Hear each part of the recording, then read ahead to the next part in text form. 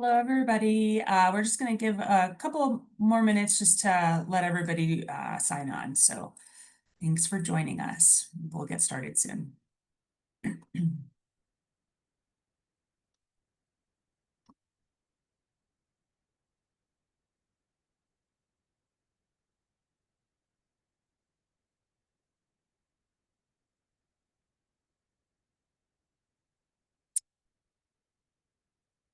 Okay, it looks like that has slowed down. So let's go ahead and get started.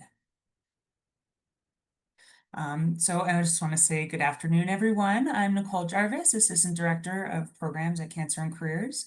And I just want to say thank you for joining us for today's webinar. For those of you who are dialing in from your phone, please let us know by sending an email to Cancer and Careers at cew.org with your name and the number that you are dialing in from. This way we're able to confirm your attendance and make sure that you receive all of the relevant information after the webinar. Now, if you're new to Cancer and Careers, we were founded in 2001 to support every person in every industry and every job so that they are able to thrive in their work and in their life after a diagnosis. Cancer and Careers also works with companies to develop their internal systems of support for employees who are navigating illness and work. Now, here you can see a list of all of the free programs and services that we offer for people with cancer, as well as their caregivers, healthcare providers, and coworkers. These include a comprehensive website and library of publications available in English and Spanish, career coaching, resume review, financial and technology grants, access to experts for one-on-one support, and educational events. Now, I'll be back to tell you more about our upcoming events at the end of today's presentation. Now, just some quick housekeeping before we get started.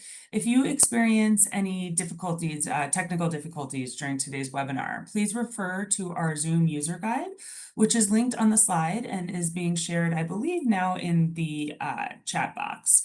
Or you can feel free to reach out to Zoom support using the contact information that's on this slide. Also, please note that today's presentation is copyrighted. Therefore, the use of AI assistants and/or transcribing and recording devices of any kind by attendees is not allowed. Those who are found to be using AI or other recording software during CAC programming will be removed from the event. They may be permitted to return without such software. Real-time closed captioning is available for today's event for those who need it, and a captioned recording of this webinar will be archived on our website following today's session. To request an additional reasonable accommodation, please send an email to cancerandcareers@cew.org at least 24 hours before the next live session. Now, for those of you who are seeking continuing education credit, this slide lists all of the organizations who have accredited today's webinar, as well as the required steps for getting a certificate. This information is also available on our website. Please note, you're required to complete both the evaluation and pass the post-test to be eligible for CEs or PDCs. More information on how to access those will be shared throughout the webinar. And if you're unable to complete those today, a follow-up email will be sent with the links tomorrow at 5 p.m. Eastern Time. And for, sorry,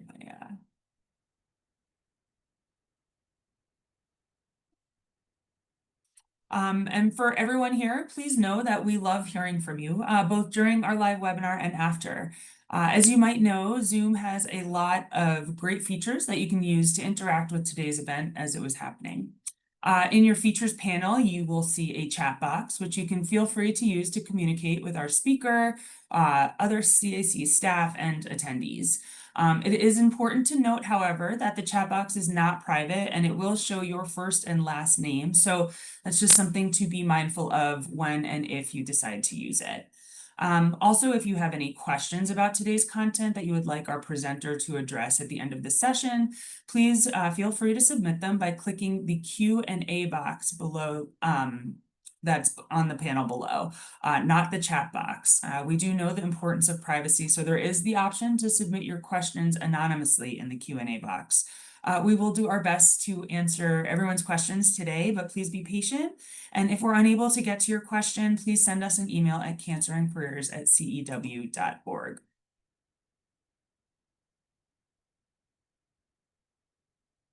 Sorry about that. Having a little technical difficulty today.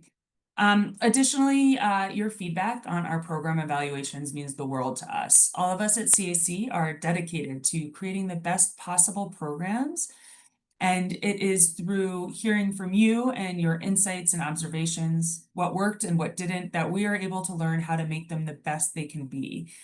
Not only do your voices help make a big difference in helping us to help others, sharing your experiences with our funders, always anonymously, illustrates the true impact of their support and really allows us to continue offering these webinars free of charge. Now you can access the evaluation for today's webinar using this QR code or via the link being shared in the chat box, and it will also be sent via email tomorrow. Thank you in advance for taking time to share your thoughts with us. We really do appreciate it. And thanks and support, in part to support from Genentech and P&G Beauty, Cancer and Careers is proud to offer this 11th year of the Balancing Work and Cancer webinar series, which was created to provide anyone whose life has been touched by cancer with concise, targeted information about the work-related issues that arise after a diagnosis.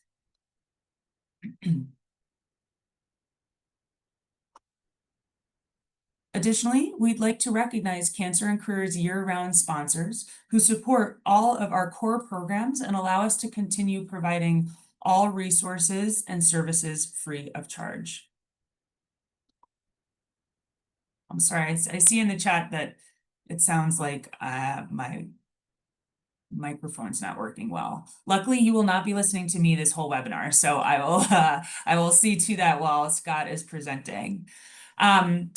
So following a cancer diagnosis, challenges around navigating the workplace, expressing your needs, and managing side effects due to treatment are very common. A strong and clear communication strategy can make a big difference. Now, to guide you along this afternoon, I'd like to introduce CAC's Senior Manager of Programs, Scott Sinclair. Following Scott's presentation, there will be time for a Q&A, so feel free to drop your question in the Q&A box. Without further ado, I will hand it over to Scott, who you will enjoy listening to much more than me, apparently. So thank you, Scott. Thank you, Nicole. I hope this sounds clearer to everyone. So we're so happy for all of you to be here. Thank you so much for joining us wherever you are in the country. And just so everybody knows, this is part 2 of this session. But if you missed last month, do not worry. This is going to be plenty for you to catch up with. And you'll still be able to follow along with today's session and hopefully walk away with information to use in your daily life. And if you do want to go back and watch the first part later, you can do that through the website. We have an archive of all of our webinars there. So in this session, we are going to first do a brief overview of some of what was discussed last time about what effective communication actually is. And then we're going to shift into exploring really where the rubber meets the road, so to speak.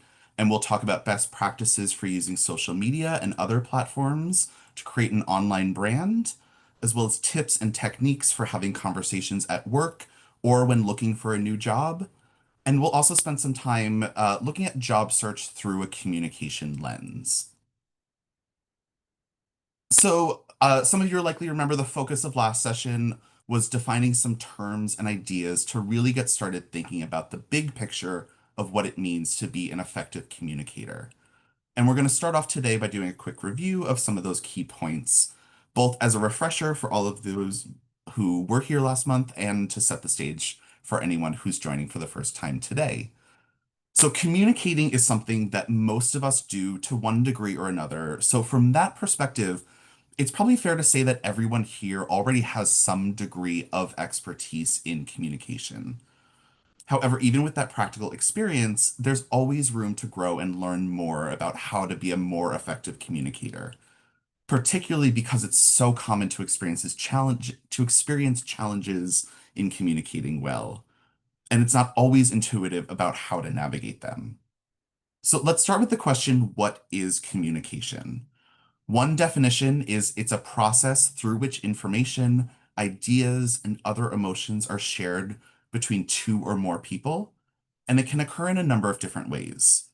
It may happen through audible communication, such as spoken words, or it may involve sounds that are not words, like grunting or sighing. But of course, not all communications are received through our ears. They may be a shared sign language, or it could be behavior around others, and our body language can also convey information or clues about what we're thinking and feeling. And it's also important to note that sometimes our communications happen in ways that are thought out and deliberate, but that is not always the case. Sometimes we end up sharing ideas or information based on spur of the moment decisions or impulses. And sometimes details get shared with others subconsciously without us even knowing that we're doing it. So maybe if you're nervous and your foot starts tapping, your hand starts to shake repeatedly. That'd be an example of a subconscious communication. Now, on this slide, you can see a list of core elements of effective communication, including communication is a two-way street, and it involves both sharing and as well as absorbing or receiving ideas that are being communicated by whoever else we're talking with. This means not only being mindful to get our own point across and our perspective in a clear and organized way, but it's also about really paying attention to what the other person is saying and considering what they are bringing to the table in terms of their own perspective. Now, communicating effectively may also involve some clarifying questions. If you're not entirely sure about what the other person or the people that you're communicating with are trying to get across, it's much better to make sure that everyone is on the same page up front rather than wishing you'd ironed out details beforehand. Expressing gratitude when it's appropriate is always a best practice. While you might assume that somebody you're communicating with knows you're appreciative, the reality is that most people don't know unless we tell them directly. So a simple thank you can go a really long way, especially when we're talking about the workplace. Another best practice can be summarizing what was discussed at the end of a conversation, either verbally before you walk away from that conversation, or written in an email that gets sent around after the fact.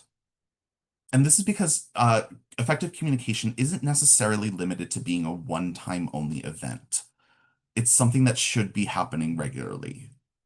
So people remain on the same page as things evolved.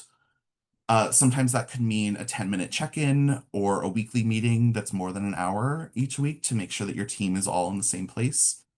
There's no right way to do it. The key is that the conversation is ongoing. And in fact, sometimes effective communication very purposely takes place over a longer period of time. Additionally, effective communication incorporates emotional regulation as well, which means having the goal of staying centered so that whatever you're feeling doesn't play too much of a role in how you are expressing yourself. And it's not to say that you need to leave all of your emotions outside of work. We are all humans, and emotions are definitely part of who we are and one way that we show our humanity. And it can actually be a really important piece to weave in. But sharp words or intense energies, these may land differently with your coworkers than it does with, let's say, your friends or your family in your outside life. And sometimes these can have long-term consequences that are hard or maybe even impossible to move on from. Now, asking for help when you need it is also an essential part of communicating effectively. Every single person on this planet, no matter your health status or your job title or any other personal characteristic, we all need help from time to time. So asking for it shouldn't be something that we are shying away from, particularly at work. And of course, effective communications should result in a clear understanding of any next steps. So what should happen now as a result of the fact that you had had a chat? And this is a particular important when you are having conversations with your healthcare team, which I'm sure many of you are probably know this quite well, but it can help to prepare in advance for some of these conversations with your medical team. This way, you make sure that you remember all of the questions that you want to ask in that limited time that you have with your doctor or whoever you're meeting with. Similarly, some of these conversations with family or other loved ones may also benefit from this advanced preparation. So, for example, if you're sharing the news about your diagnosis or updates to your treatment plan, it can also help to think through and have a bulleted list of things you want to hit. And then the next points really start to ground us in the conversation we're going to start to have today.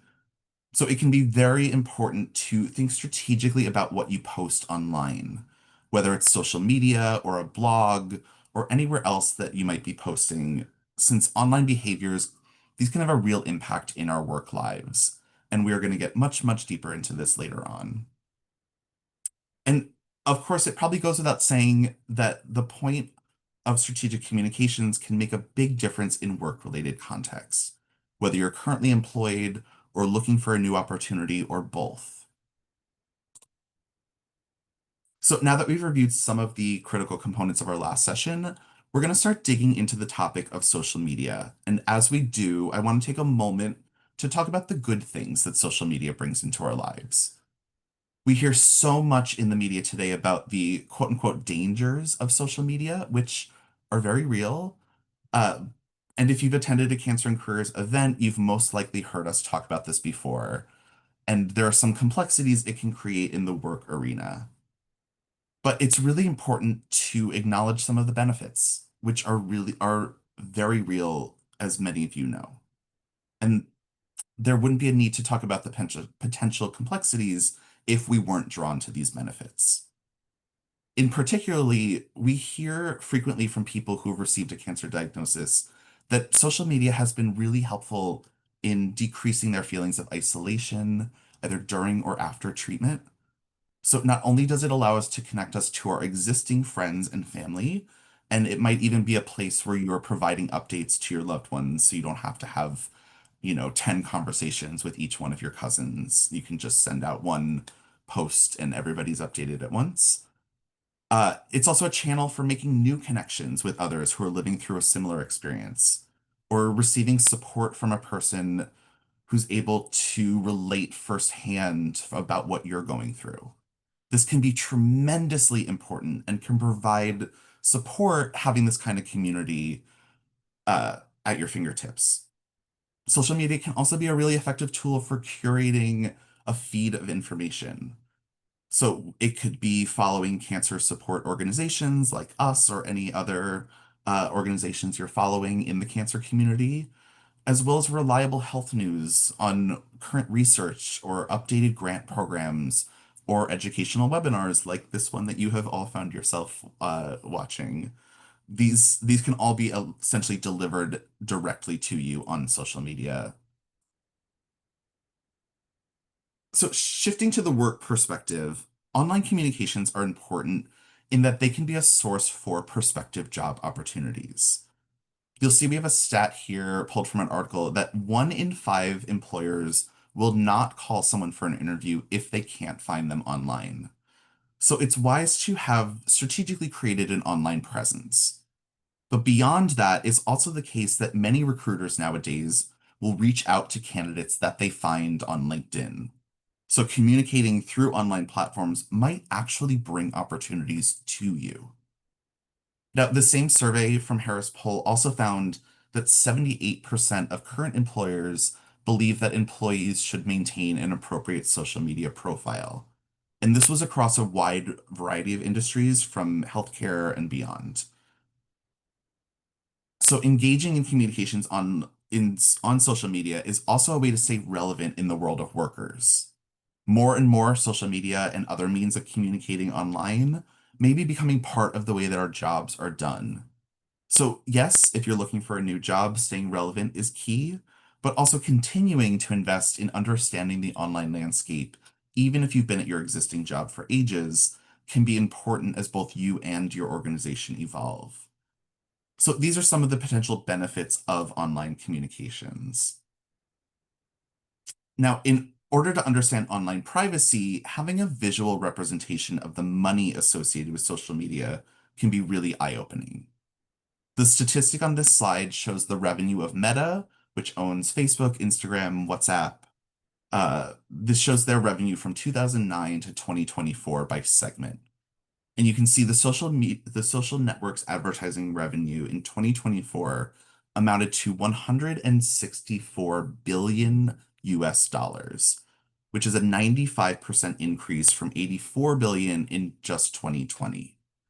And the reason for that increase is that in order to keep making money, it's important for Meta to keep making new deals with advertisers. And at the center of those is data around the people who are using Facebook, Instagram, and so on, which means their rules for how they're handling your data are ever changing, making it hard to know for sure how their privacy policies are changing day to day. Now, there are some alternative options for social media that tend to be a little more privacy focused and serve a primary purpose of acting as a safer platform for sharing information about your diagnosis or your treatment. So, My Lifeline and Caring Bridge are both two great sites. I'm sure many of you are familiar with them. On both of those, you're able to opt into much higher level of privacy protections, as well as you have a greater control over who you want to be a part of your community. But still, it's important to think about how you share these posts on other social media sites. And in general, you want to review the privacy policies of any website where you're sharing your own personal information. Now, it's also a very effective step that you can take to protect your privacy uh, before even sitting down at a keyboard or opening up an app, which is to develop a personal disclosure plan. This includes making clear decisions about what, if any, information about your cancer experience that you're going to share online and off. And when we think about the virtual world, where are you going to share it in terms of specific websites, blogs, etc.? So as you're thinking through what's going to work best for you, it's a good idea to spend some time considering the long-term impact of online disclosure. So it might be the case that some of you right now are at a job that you've been at for a while where everybody's being really supportive, and that is an outstanding situation to be in, and I wish that for everyone here. But the fact is the internet doesn't go away. So it's important to know, to think beyond right now and consider impact months or maybe even a few years now down the road. So, because none of us can predict the future. So you may find yourself unexpectedly looking for a job in 5 years from now, or that supportive supervisor you have right now, they may move on and be replaced by somebody else who starts to Google their new staff. And there's no way to know how that person is going to respond to the information that they find. So once you've made these decisions, you want to communicate them with the people in your network, whether they're friends and family or people you've connected with online.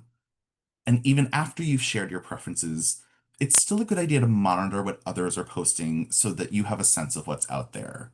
We were just talking about Dolly Parton. Her sister decided last night to go on social media and say she's looking for prayers for her sister who's not doing well. And the internet obviously freaked out. And this morning I read something that she had kidney stones and is going to be perfectly fine. So you never really know what other people in your network might be posting about you or what that impact might be. Obviously, we're not all Dolly Parton. We don't have as many people following us or, worried about our kidney stones, but just, something to keep in mind there. And it's also important to remember that even after you've passed the moment of these initial considerations, you can still redefine your disclosure and your communication plan and what your preferences are at any time. While it might not change what's already out there, there can still be value in making new or different choices. Now, if thinking through about how exactly to go about building up your professional online brand feels intimidating to you, trust me, you are not alone. But it can help to think about doing so as an opportunity to tell your story about who you are as a working person by strategically approaching the posts that allow you to be in control. And that starts by taking a look at what's already out there, by Googling yourself. If you haven't done that already, I know it might feel a little cringe to some people. Type your name in Google and see what happens.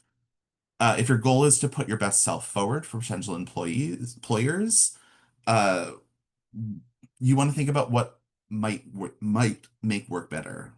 So these social media sites These can be deployed strategically to change how you show up in your Google searches. But you might also want to consider setting up a professional website or a professional blog so that's dedicated online destination that talks about who you are and something that you can completely control.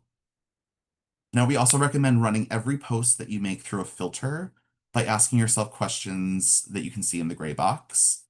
Uh, and be mindful before clicking share or post. Because while you can delete posts that may no longer represent your interests or your views, keep in mind that they may be harder to find, but they could somehow be there somewhere. Now, to flip that coin, let's talk about the various mainstream social media platforms and how each one of them strategically can build your online brand. So, social media sites like LinkedIn, Twitter, Facebook, these rank very highly in Google searches. So, becoming active on these sites and presenting a voice that represents who you are as a professional is a really excellent way to elevate your brand. Now, that said, keep in mind that different platforms have different audiences. LinkedIn is considered a secondary resume to many employers, so you want to keep it up to date. For example, if you get a new certification or you wrote a blog related to your field that you're particularly proud of, or news about your promotion, these are all things that you can share on LinkedIn and can really help you out there. Now, it's not the place that you want to talk about the novel you just read, unless you work in publishing, obviously. Uh, so you want to make sure that you're keeping LinkedIn very business professional. And linked at the bottom of this slide is an archived website, a webinar that we have on building an effective LinkedIn profile that you can check out if you want. Now, X, which is formerly known as Twitter, is another platform that can be deployed strategically to give employers a curated view of who you are as your professional self by sharing interesting articles that you've read or retweeting thought leaders whom you admire and providing commentary through your professional lens.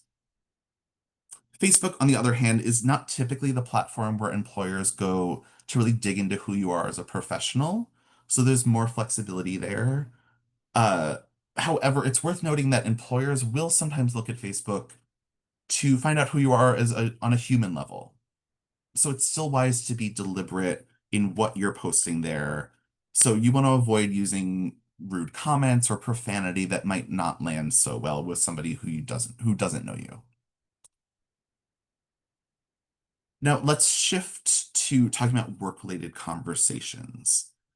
What I'm about to say might feel obvious, but I do want to quickly mention that whether you're currently employed or looking for a new work opportunity or both, your communications typically are going to fall into two categories.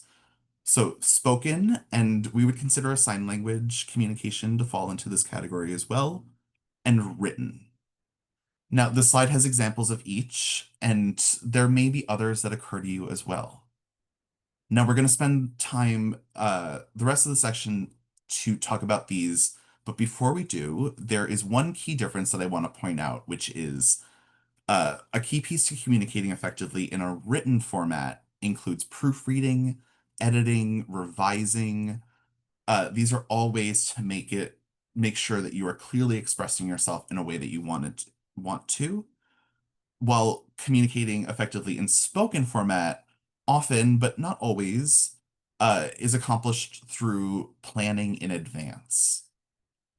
So some ways to go about doing this include writing out a script or an outline of key points to help drive this conversation. Now, this is a pointer that isn't only helpful for people experiencing brain fog or chemo brain who want to make sure that they don't leave out any key points. There's a strategic benefit to it as well. It allows us to play with the order in which you present topics, identify anything that feels redundant, and so on. It can also help to think through potential comments or questions or topics that might come up and catch you off guard. So some of these might be questions about your treatment or how you're feeling. We're going to go through a number of examples of how to plan responses for those in just a minute. You also want to identify and plan to address any boundaries or expectations you may need to set or manage. And we have a whole 60-minute webinar on setting boundaries that you can find on our website as well. And we also will have a discussion coming up at our West Coast conference, which you'll hear more about later on as well. And using friends and family to rehearse work-related conversations before they happen can also be a really great thing to have in your back pocket. I think people often underestimate how helpful role-playing can be, or they write it off because they think the idea is silly or cringe or makes them feel uncomfortable. But over the years, we've worked with a number of people who've been really surprised by how much of a difference it can make in the process of actually making the words come out of your mouth while you're interacting with another person. So, to anyone whose reflex is to dismiss the idea out of hand, I get it, but try to push through that kind of uncomfortable feeling because the benefits are really going to outweigh those feelings. Something I think it's often hard for people to recognize, particularly those who want to be viewed as valuable employees, regardless of their health status, is that everyone, and I mean everyone, has limits. And it's important to take the time to figure out what yours are and what triggers them, especially when you're juggling work and cancer treatment or recovery. Now, in our personal lives, it might be easy for us to tell somebody that we need space or to be left alone. However, work culture often makes that hard to do, which means it's critical to find productive ways to communicate your limits. Learning to set these boundaries on the job might enable you to decline certain types of requests, such as staying late for non-essential tasks or being given new projects to update. Although it can be difficult to say no, figuring out how can help you become a better employee. This way, you're not going to be overburdened with extra work and you won't feel trapped by every ask that you receive. Now, the key to setting effective boundaries in the workplace is crafting language that feels natural and communicates the no message in a way that is still professional and team oriented.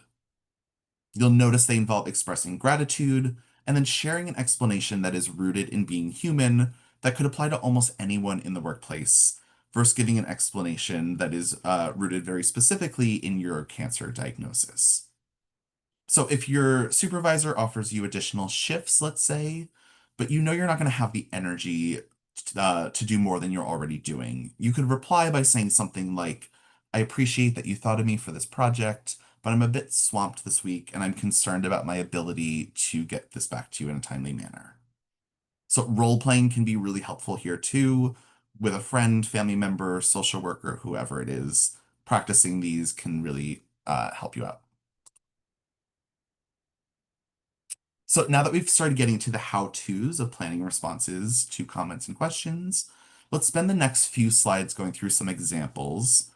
But first, I want to flag that some of these examples are directed at people who have disclosed their cancer diagnosis to at least one person in their workplace.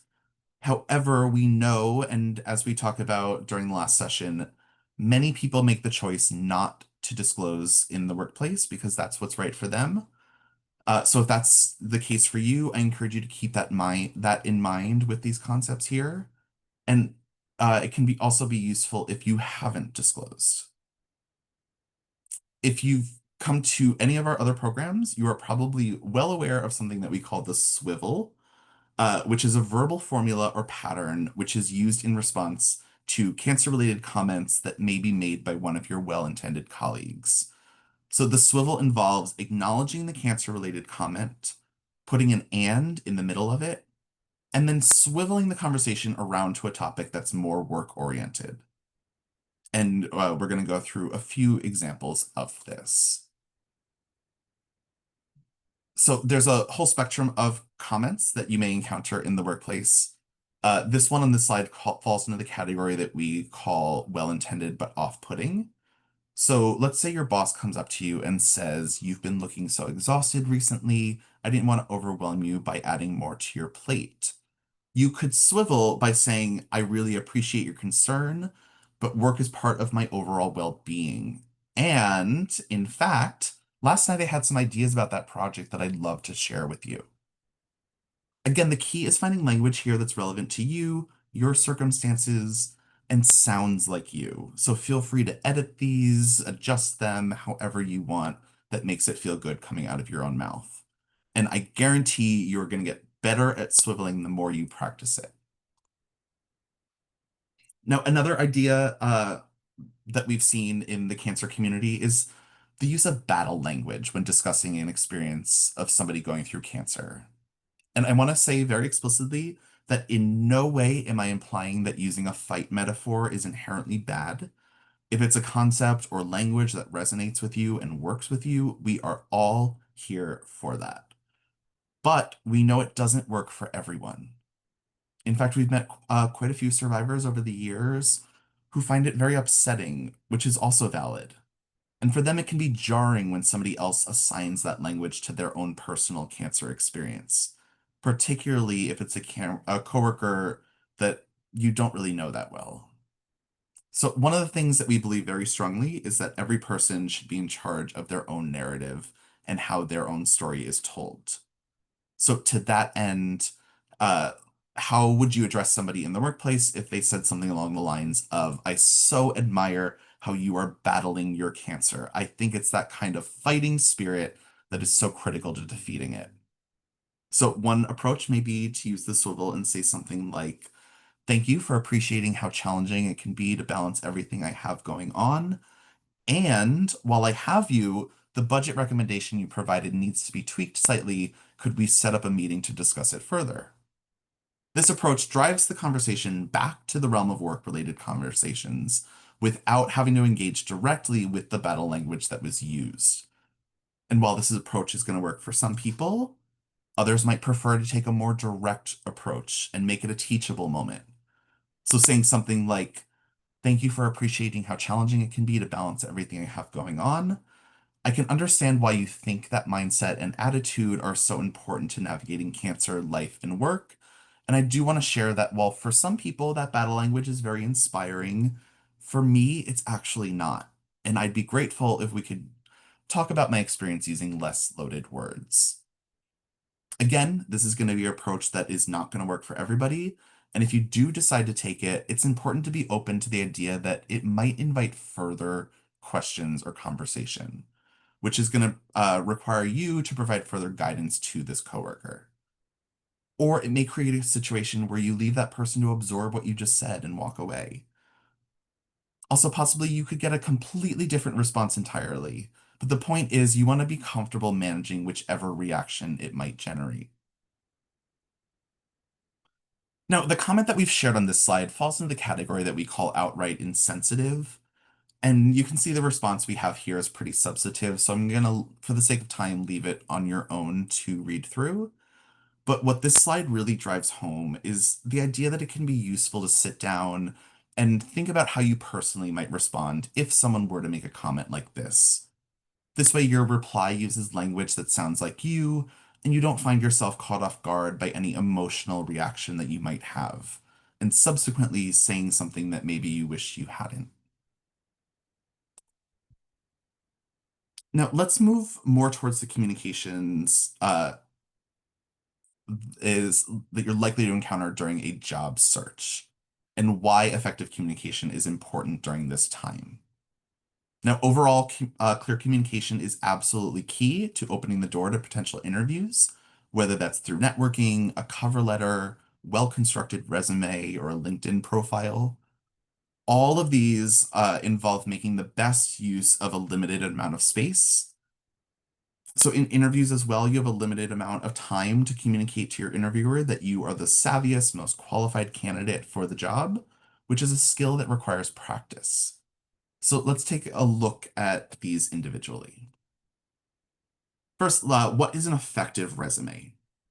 Simply put, it's a written communication that is easy to read and understand, and it keeps a specific audience in mind, meaning that you might use different versions of your resume to apply for different jobs, if those different jobs require different skills. So it should also be a succinct summary of your capabilities or your accomplishments as a professional. Other critical points, you don't want it to be more than 2 pages or 1 page if you're a recent college graduate. You should include a profile or a summary at the top. This is another way that you can control your narrative. And you must use keywords for scanning software to pick it up. Excuse me. You can also put volunteer or community service on your resume, but you want to keep personal information off of it. So job titles also don't have universal meaning. So you want to explain in terms of responsibility. So for example, if your resume says you're the head of swimming education, what does that mean? Are you the only swim instructor at a local YMCA who actually gets in the pool to teach? Or does it mean you coordinate swim lessons for 5 different summer camps or something else? So being specific, and the more specific you can be is the better off you'll be. You want to avoid using phrases like effective communicator, go-getter, detail-oriented.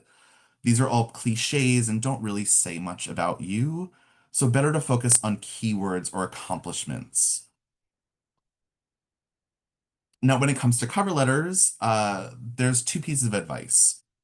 One is don't just regurgitate your resume. This is an opportunity to draw parallels or highlight an experience that makes you uniquely qualified for this role. And you also don't want to use a generic letter that doesn't tie you specifically to the company or the job in question. Now, we've read many cover letters here, and trust me, it is very clear when somebody has submitted a generic cover letter that they probably submitted to dozens of other potential employers. It's much more appealing when somebody has taken the time to spell out the specific ways that they connect with your organization, the job, etc. Now, on LinkedIn, you want to write a compelling description of who you are as a worker, so potential employers or contacts want to keep reading. You can also ask for substantive recommendations from people who you've already worked with and are in your network. And you want to be specific when you reach out for these requests. So saying something like, "Hi, Jane, I'm updating my LinkedIn profile, and I would love for you to talk about the XYZ project that we worked on together." You can also post status updates regularly, so your profile doesn't look stale and start to become an inaccurate reflection of who you are. And finally, you can join groups on LinkedIn that are relevant to your professional interests, and actively participating in them is another way not only to ensure that you're using LinkedIn effectively, but it's also a great way to network, meet people, know that you're looking, etc. Which brings us over to the topic of networking. Now, according to one of our career coaches, more than 85% of jobs are found through networking, and networking can happen both online as well as in person. So, knowing how to best approach it in either format is important. It's understandable if networking might feel awkward or uncomfortable. In fact, that's pretty common. I definitely have been in that boat myself. So, a great way to ease some of this anxiety going into these interactions is to have some general questions on a variety of topics to get conversation flowing, or to better understand who you're speaking with, as well as getting them to know you in the process. So here are a few ideas to get started on these conversations. They don't have to be solely focused on the professional experience. So learning about hobbies, interests, talents, these are all really great way to get people engaged and open. And as you brainstorm other questions and conversation starters, you'll want to make sure you're not coming off as intrusive or overly personal. Rather, the goal is to appear curious and interested in learning about the other person. So here we've included a number of best practices for communicating effectively while networking in person. It's important to remember people's names. Nobody likes to, have to repeat that. Uh, so things like repeating the person's name 3 times can help there, or make an association between the name and something else. For example, as blue shirt Bruce. Or maybe it sticks because you love a Bruce Willis movie. Now, small talk is something that gets a bad reputation, but it's also important to initiate, to carry a conversation when other people are networking. Overall, try to avoid controversial topics. such as politics or religion, and stick to more appropriate topics, like the questions we looked at on the last slide. It's also essential to use proper networking etiquette. So if you spend more than 15 minutes talking to somebody, send a follow-up email. And in that email, try to use the word you more than you use the word I. And if you tell them you're going to send them something like your resume or forward a news article that you talked about, be sure to do that in a timely manner. Now, when it comes to online networking, one key difference between Facebook and Instagram is that, and LinkedIn, I mean, is they're much more acceptable to reach out to people you haven't met on LinkedIn. In fact, if you're looking for job opportunities, it's recommended. This way, if you do reach out to somebody you don't know personally, it's important to know exactly what you're asking for or to reach out to them for, as people are very willing to help you if you're able to articulate exactly what you need from them. And remember that networking is a reciprocal process. So try to work the offer to help them out in some way to return the favor. Now, hopefully you've deployed some strategic networking. You'll find yourself with some interviews lined up. In terms of best practices for interviews, it's key to keep in mind what is most important to a prospective employer is that an applicant can solve their problems and meet the needs that they have in the role. So you want to tell stories about how you've solved problems at prior jobs and use specific examples. And don't be afraid to make the exchange conversational. So if somebody asks a question that you don't quite understand, don't be afraid to ask clarifying questions so that you are able to give the response that they are looking for. And also, this can be absolutely critical. You must send a thank you note to every single person that you meet with. If you have a group interview, it can be tempting to send a single email with everybody CC'd, but resist that impulse. Sending an individual note recognizes the individual contributions of each interviewer and leaves a really good impression. Now, here are some best practices for communicating effectively during interviews. You want to prepare beforehand, research the company, the interviewer that you're meeting with. This showing that you took time to familiarize yourself will make a really good first impression, and it will also help you draft or plan some practice answers to potential questions that you can provide a response that sounds polished and comprehensive. It's also important to note that the way you communicate in early stage interviews may be different from how you communicate once you've already had a meeting or two. Now, in early stage interviews, remember your cancer experience may be front and center and in your mind, but it's unlikely to be in the interviewers. So your primary focus in those moments should be describing your interest in the job and selling yourself as qualified and personable and confident. In later stage interviews, you'll want to be strategic about disclosure if it feels important for you to do so. And again, it is not required.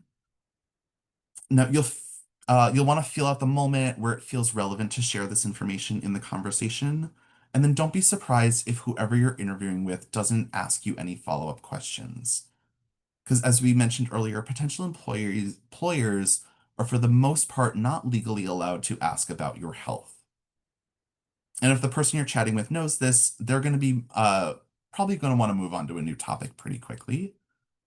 You'll also want to be strategic about when you ask about benefits like health insurance or time off, because asking about those too soon might make you look like you're more focused on the extras that come with the job rather than the job itself. Now, when interviewing, the swivel can also be a really relevant tool. If a question that comes up that's related to your cancer or some other reason that you'd prefer not to spend a lot of time unpacking, the swivel can be a great technique.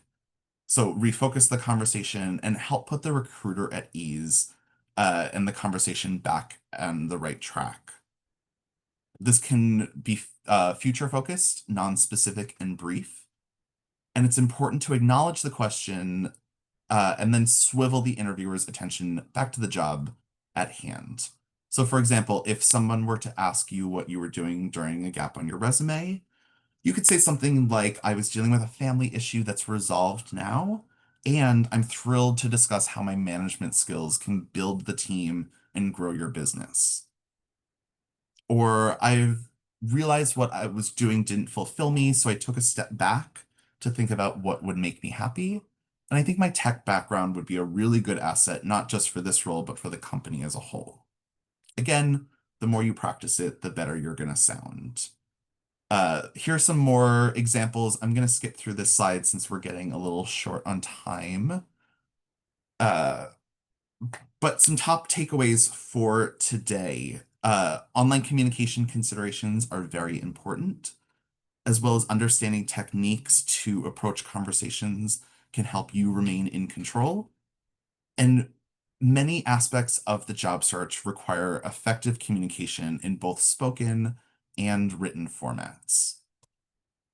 So these are some resources that you can browse through. You should have gotten a copy of the slides before in the email about an hour before today's session. If not, maybe Maite can drop the link to the slides again in the chat. So feel free to look through any of these on your own. Um, and then here's my email. Feel free to reach out with any questions you have. We also have a general email, cancerandcareers@cew.org, that you can reach out to Monday through Friday, and somebody will get back to you as soon as we can. All right. Well, oh, did I just freeze like that? All right. Thank you very much, Scott. Before we move on to the Q&A, just some quick housekeeping items that I want to go through. As mentioned, here is Scott's email if you need to, if you have any questions, or you can again email cancerandcareers@cew.org. We hope you'll also connect with us on social media. All of our handles are listed here, so we're always looking for those followers. Now we have 2 more webinars remaining in our 2025 Balancing Work and Cancer series. Next month, I will be leading the Balancing Work and Caregiving session on November 5th, where I will be joined by Brandon Gottlieb, who's one of our career coaches, who also participates on our Ask a Career Coach board.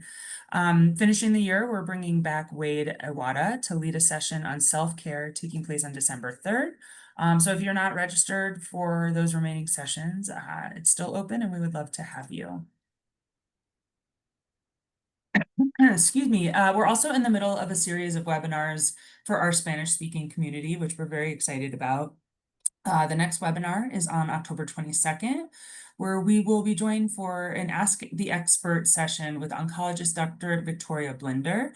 And we are closing this series on November 12th with a session on balancing work and nutrition with nutritionist Carla Jaboya. If you speak Spanish, we would love to see you there. Or if you know or work with Spanish speakers, please do pass it along to them. Once again, there's more information on our website linked here where you can also register for free. And finally, we have our West Coast Conference on Work and Cancer coming up on Saturday, October 25th. That will be an all-day event with different speakers and panelists. Stay tuned for more information on the agenda. We just posted it actually to our website today, so please do go ahead and check it out. And if you loved hearing Scott talk and you felt okay about hearing me talk, we will be presenting together, so it's another opportunity to hear from us. And just a note that the West Coast in the title is referring to mostly this time zone that it's happening in. So it will be held on Zoom. So anyone around the globe is welcome to join us. And I just want to put this back up. These are the requirements for those of you seeking continuing education credits for today's webinar. Again, you will receive an email no later than 5 p.m. tomorrow with all of this information, and you will have 2 weeks to complete the evaluation and the post-test.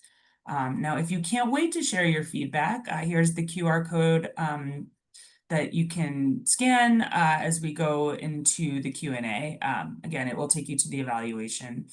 So now I see that we do have a couple of questions here. But first I will certainly call out that all the messages in the chat are very lovely. And Scott, you did a fantastic job. Always nice to hear that. So thank you all. Okay, so it looks like, as I mentioned, we have some time for questions. This first one is, I just returned to work after a couple of months away while I was undergoing treatment. I can barely get through my work because people keep stopping by to check in on how I'm feeling. I understand this is really well intentioned and I appreciate the concern and care for me, but how do I politely tell them that I don't want to keep answering that same question? Yeah, that's hard and something we've definitely heard people talk about a lot. I think the swivel's a way that you can definitely address this, saying, very quickly, like, thank you so much, that means a lot. Also, I'm really excited to get back into this project, or I have a question about that meeting we had yesterday, or whatever uh way you can, shape the conversation. I think there's also things like, there's sort of nonverbal cues you can give. So if you have your own office, like maybe close the door when you're working on something. If you're in a cubicle, can you put headphones on or something that might indicate to people that you're working, you're busy, you're in the middle of something. Politely, you want to make sure you're not distancing yourself or, saying something rude to these colleagues, but just, a way to say like, I'm here to focus on work. Thank you so much for caring about me, but I am, the work is the most important thing here. Yeah, absolutely. It's a part of setting your boundaries at work, right? Another plug Exactly. for our West Coast conference is that we will have a session on that, and it's so important. And I personally learn things every time, but it's really about remembering that it's your personal information and you are not obligated to share that with anybody, right? And that's completely your choice. And sometimes people feel backed into a corner to have to answer certain questions. So, really thinking about what you would be comfortable sharing and then just sticking to that is just a helpful mindset. I think there's two, sorry, I just thought of something else. If you have a good relationship like with your supervisor or someone, maybe you talk to them and say, "Hey, any way you can talk to the team? I'm just like I feel like I'm getting interrupted every 10 minutes to have somebody who's really well-meaning, but is not really helping me get through my brain fog and my tiredness." And maybe Right. they can take care of it too on their own and have a kind of sidebar with everybody saying like, Nicole's really great, glad to be back here. She's feeling well. She asks us not to ask her personal questions and, maybe leave it to somebody else to have a conversation with people too. Absolutely. You want to utilize your support system as well. So definitely makes sense. I think we have time for one more question.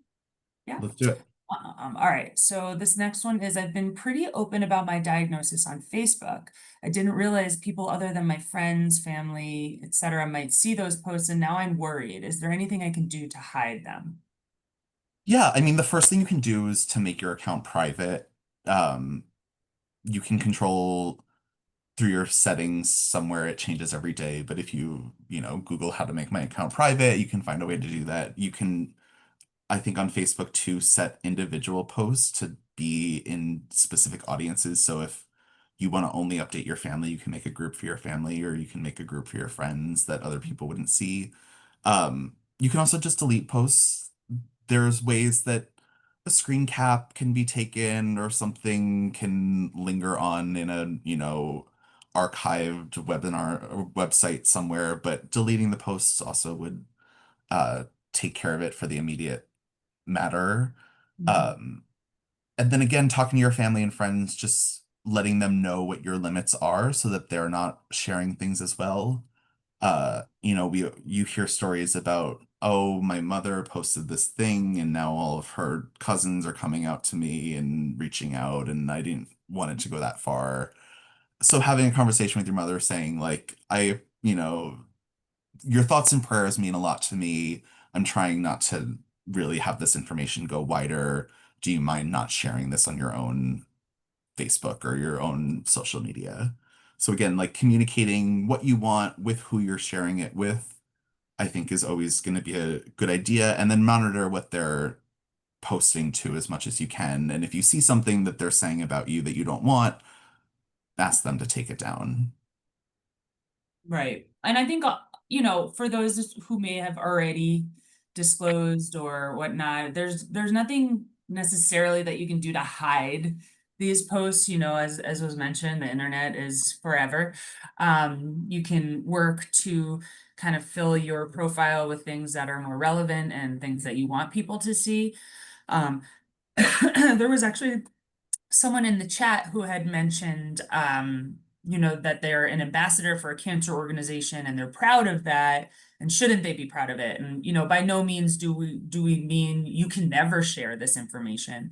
I think, the general point is just to make sure that you're thinking through all of the aspects of it and really making a decision that's truly informed based on what your needs are and what your wants might be. So, let's see. All right. There's another one that just came in. Do you want to try to take it? Let's do it. Okay. This one says interviewing for another company and the interview form asks for disability, where among many things, they also ask if their candidate has had cancer. This information is supposed to be not used in an interview evaluation, but helps with a certain quota of hiring for the company. Can I choose not to answer as an option as a cancer survivor? How do I answer this question? Yeah, you're absolutely allowed to say prefer not to answer or whatever the option there is.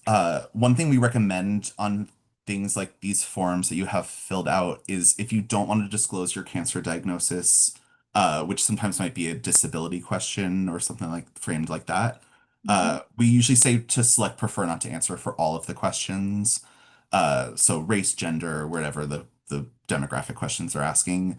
That way the cancer or the disability question doesn't stand out as the only one that was chosen not to answer, Mhm. which might raise a red flag. But again, you can it depends on your own personal comfort, your own disclosure plan, etc., of how you choose to answer that. You're more than welcome to fill it out honestly and put it down if you want to, but you are definitely not required to. And um, depending on what phase you're in the job search process, it could be a good idea to just leave off. Mhm. And also just to reiterate, like it cannot be brought up in an interview, whatever you put on that sheet. So just something to keep in mind. Yeah. All right. Well, thank you so much, Scott, for your wonderful presentation. Thank you all for joining us today. As a reminder, please, please, please fill out our evaluation. They really do make a huge difference for us in terms of funding and also just learning what you all want to know. So thank you all for joining us. We hope to see you next month. And take care. Thank you all.